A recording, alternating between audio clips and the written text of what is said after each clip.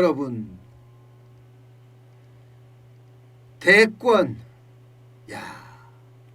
이것은요 지금 우리 경제에 굉장히 치명타를 줄 가능성이 큽니다. 문재인 대통령을 뽑는 시절에서도 자영업자들이 문재인 대통령을 지지한다 이런 이야기까지 했을 정도로 자영업자들은요 정치에 휘둘렸습니다. 사실 자영업자들은요 정치에 별 관심 없어요.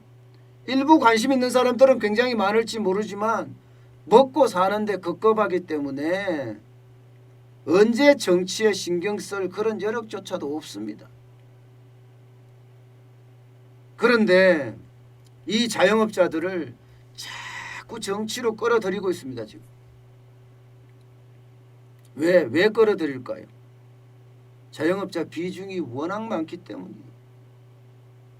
자영업자가 차지하는 비중이 원체 많기 때문에 자영업자를 잡아야만 서울시장도 부산시장도 당선을 시키고 또 내년 3월에 있는 대권도 가능하겠다 이렇게 보기 때문입니다. 그렇기 때문에 앞으로 어마어마한 자영업자를 위한 그런 패키지들, 돈풀기 패키지들이 마구 쏟아질 겁니다. 지금 보세요. 민병덕 민주당 의원입니다. 여기는 손실을 70%까지 보증을 해주자. 그러니까 영업 제한을 받았거나 혹은 영업 금지를 당했던 곳, 여기는 70% 무조건 매출액의 70% 보장해 줘야 된다. 이렇게 생각하는 거예요. 그러면 월 24조 7천억 원. 연으로 따지면 5개월로 봤을 때는요. 5개월로 봤을 때는 125조예요. 125조. 엄청난 돈이죠. 작년에 1차, 2차, 3차, 4차 추경한 돈이 67조입니다. 그 67조에 거의 1.5배가 되는 돈이에요. 또 민주당의 강훈석 의원도 마찬가지예요. 영업 제한을 했거나 영업 금지를 했으면 그 금지한 시간, 제한한 시간 동안 최저임금을 주자. 그리고 임대료나 세금에 대한 혜택을 주자. 이것도 월 1조 2천억 원입니다. 1조 2천억 원. 돈이 쉽게 말하면 썩어나는 거죠. 그 외에도 정의당의 배진교 의원은요. 집합금지 시에 건물주 임대료 못 받는다 하는 법안을 지금 내고 있고요. 국민의힘 여기 의원들도 자영업자들을 위한 법안들을 계속 지금 만들어내고 있습니다. 그만큼 자영업자에 대한 때 아닌 관심을 굉장히 많이 가진다는 뜻이에요. 때 아닌 관심을. 이게 표가 달려 있으니까 어쩔 수 없는 거죠. 표가 달려 있으니까. 워낙 자영업자가 여러분 많습니다. 보시다시피 2020년 취업자를 분석을 해보면요. 임금근로자가 2033만 2천명입니다. 그런데 비임금근로자, 자영업자거든요.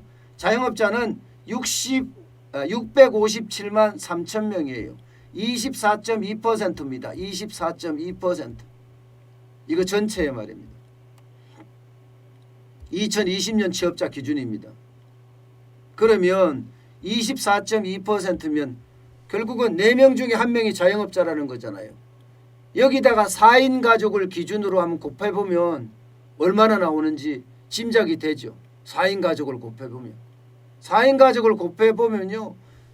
투표권자의 거의 절반가량이 자영업자하고 어떤 식이든 연관이 되어 있습니다. 어떤 식이든.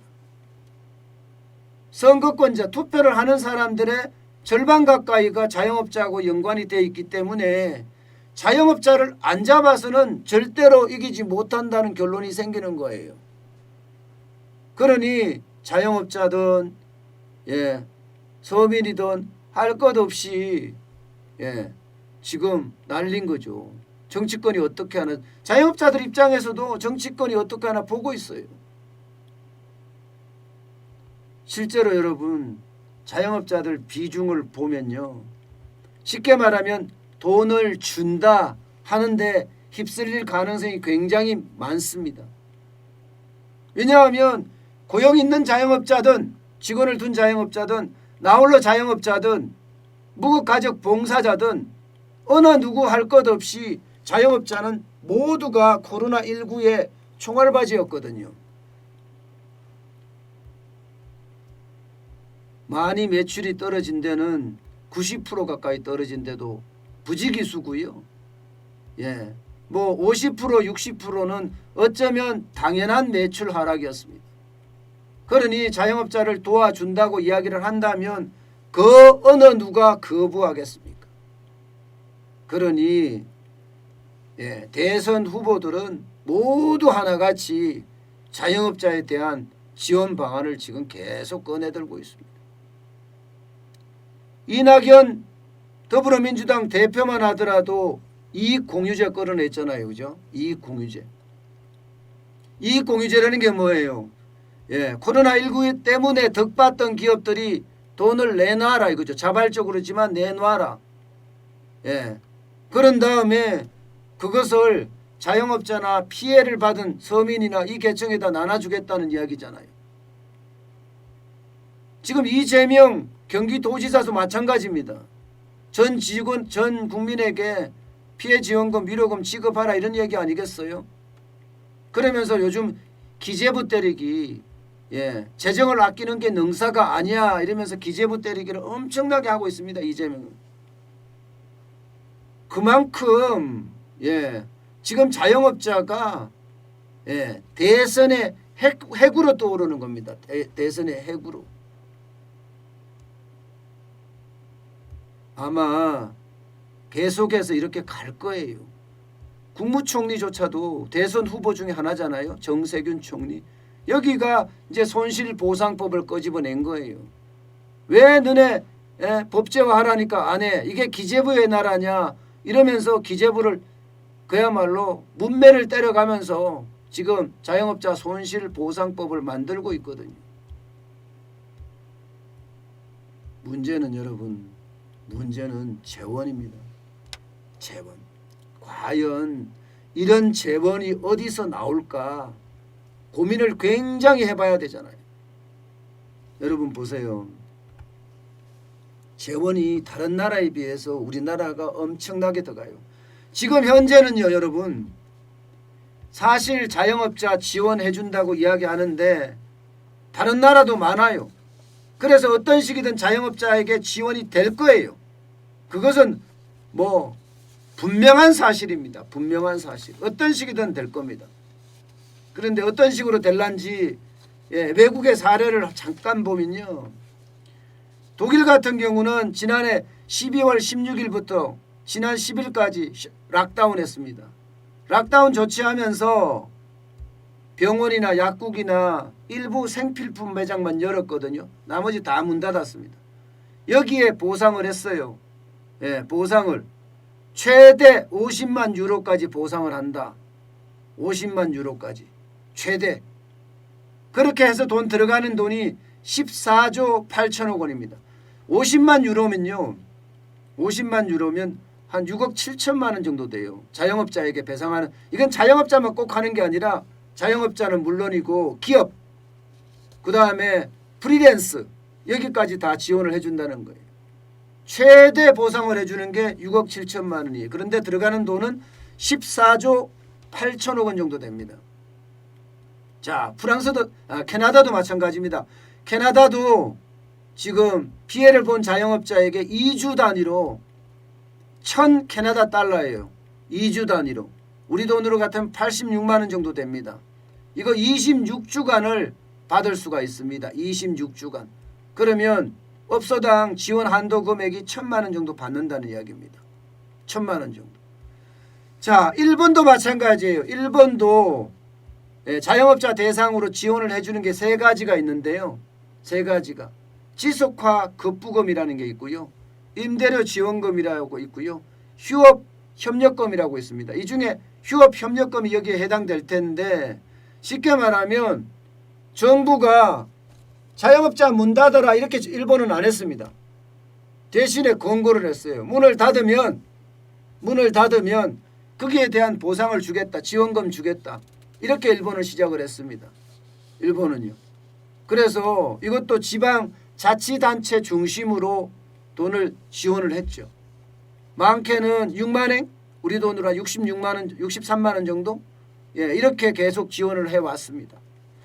이처럼 해외 기업들, 해외 나라, 여러 나라 선진국에서도 이 코로나 때문에 피해를 입은 자영업자에게 배상을 했으니까 독일도 하고 캐나다도 하고 프랑스도 했거든요. 여기 일본까지 하고 미국도 한다고 하고 하니 우리도 보상을 할 거다 이렇게 예상을 하는 거죠. 그런데 우리나라에서는 지금 최고 큰 문제가 뭔가 하면요. 최고 큰 문제가 일단 자영업자 비중이 굉장히 크다는 사실이에요. 게다가 경제 규모는 그들 나라에 비해서 적다는 이야기입니다. 여러분 잠깐 이게 보세요. 옆에 있는 그래프를 보시면 한국은 2018년 기준으로 자영업자가 25.1%입니다. 2018년 기준으로. 그러나 미국은 6.3%, 캐나다는 8.3%예요. 8.4%. 독일도 9.9%밖에 안 됩니다. 9.9%. 일본도 10.3%입니다. 프랑스도 11.7%예요. 거기에 비하면 대한민국은 25.1%니까 엄청납니다. 엄청나요. 그야말로 돈이 독일은 많이 주는 자영업자에게 6억 7천만 원까지 주는데 그런데도 14조 8천억밖에 들어가지 않는데 우리는 25.1%니까 이게 거의 상상하지 못할 정도의 돈이 들어가는 거예요. 그러니까 100조란 말이 나오는 거예요. 100조. 독일은 적으니까 9.9%밖에 안 되니까요. 게다가 나라의 경제 규모도 틀립니다. 독일은 3조 7,806억입니다. 6억 달러입니다. 6억 달러. 예. GDP가. 근데 대한민국은 거기에 절반도 안 됩니다. 1조 5,868억 달러입니다. 거기에 절반 정도도 안 돼요. 독일에 비하면요. 일본에 비하면 턱도 없습니다. 일본은 GDP가 국내 총생산이 4조 9,106억 달러거든요. 턱도 없어요. 그런데도 불구하고 우리는 지금 이만큼 내줘야 되니까 이게 과연 감당할 수 있을 것이냐 이겁니다. 과연 감당할 수 있을 것이냐. 그러니까 제일 크게 지금 문제가 되는 게 자영업자 비중이 원체 많은 데다가 여기에 우리 경제 규모는 그들 나라보다 적다는 사실. 그런데도 돈을 뿌리겠다는 것은 더 많이 뿌린다는 사실. 엄청나게 많이 뿌린다는 사실. 그래서 올해가 위기라는 말을 하는 거예요. 예. 재정 위기가 닥쳐서 이게 100조면 어떻게 하냐 이런 얘기 나오잖아요. 여러분 100조를 뿌릴 때 지금 100조가 훨씬 넘는다. 125조? 125조 플러스 알파 정도 된다고 보는데요. 이거 뿌리는 거를 말입니다. 국채 발행을 한다는 거 아니에요. 국채 발행. 한국은행이 그걸 또 사주고요. 그러면 돈 찍어내기예요. 돈 찍어내기. 이게 뭐 최악의 나라들 있잖아요. 그리스는 아니고요. 베네수엘라가 더 올릴 수 있어요. 돈 찍어내는 거. 그래서 중앙은행이 사주는 거. 이건 돈 찍어내는 겁니다. 이거는 자칫 잘못하면요. 엄청난 파장을 불러올 수도 있습니다. 이거 돈 찍어내기는요. 이거는요. 우리가 베네수엘라로 갈 수 있는 그런 지름길도 될 수 있다는 거예요. 그런데 자영업자에게 준다는 돈 125조가 우리 신하님이 이야기하시는 것처럼 은발의 오줌 누기다. 맞는 말이라고 봐요. 성장성 있는 곳에 돈을 투자해야 되거든요. 우리 곰덕칠님은 그렇게 말씀하시네요. 왜 국민의 세금을 퍼줘야 하나요? 이렇게까지 이야기하시네요. 근데 문제는 이게 125조가 이제 시작이라는 거죠. 시작. 이게 내년 4월 7일 날 선거만 있는 게 아니라 내년에 올해 4월 7일만 선거가 있는 게 아니라 내년에 대통령 선거가 있습니다. 여기는 아마 돈 퍼주기 경쟁을 할 거예요. 여야 할 것 없이. 그랬을 때 과연 우리 경제가 감당할 수 있을까요? 글쎄요. 이거는 봐야 합니다. 지금 자영업자 돈 퍼주기 한다니까 당장 보세요. 국고채 금리가 올라갔습니다. 국고채 금리가. 국채금리가 20년 만기 국채금리는 1.867%가 올랐고요. 10년 만기 국고채 금리는 1.758까지 올랐습니다. 이게 금리가 오른다는 건 무슨 얘기예요? 금리가 오른다는 거는 채권을 그만큼 안 사준다는 이야기예요. 내가 금리 더 줄 테니까 이거 사줘 이렇게 되는 거잖아요. 이게 만약에 앞으로 100조 200조 나온다고 하면 금리 올라가는 것은 굉장히 무섭죠. 금리가 많이 올라가게 되면 어떻게 되겠습니까? 예, 부담이 엄청 됩니다. 이게 시중금리까지 다시 같이 올릴 수도 있어요. 시중금리까지 같이 올리게 되면 여러분 지금 B2에서 주식시장 난리죠. 영끌에서 부동산 시장 난리죠. 그런데 이 와중에 시중금리가 올라간다? 그러면 그게 충격을 가할 수도 있습니다. 여기에다가 외국인들이 빠질 수도 있어요. 외국인 투자 자금이 서서히 빠져나갈 수도 있습니다. 제가 큰 배가 침몰하듯이 서서히 우리 경제가 무너질 가능성이 있다고 말씀을 드렸잖아요. 지금 그렇게 될 가능성이 점점 짙어지고 있는 거죠. 그래서 지금 대한민국은 엄청난 위기 속으로 빠져드는 것 아니냐 그런 예측까지 하고 있습니다. 어쨌든 모든 대선 후보 여든 야든 앞으로도 마찬가지고 어떻게 하든지 자영업자를 잡아야 되겠다 이 생각을 하기 때문에 아마 포퓰리즘은 극성을 이룰 겁니다. 그 극성 와중에 우리 경제가 얼마나 버텨줄지 그것도 한번 다시 봐야 돼요. 제가 가장 중요하게 생각하는 건요, 여러분. 지금 이렇게 마구 퍼졌을 때 이게 진짜 나라 경제가 아작날 수도 있거든요. 저는 가장 중요하게 생각하는 게 무조건 퍼주는 것이 아니라 재정을 봐야 하는 거예요. 아무리 표가 중요하다고 하더라도 뭐 정치하는 사람들에겐 표가 생명이니까 중요한가요? 그렇지만 우리가 무너질 걸 생각하면 안타깝습니다, 여러분.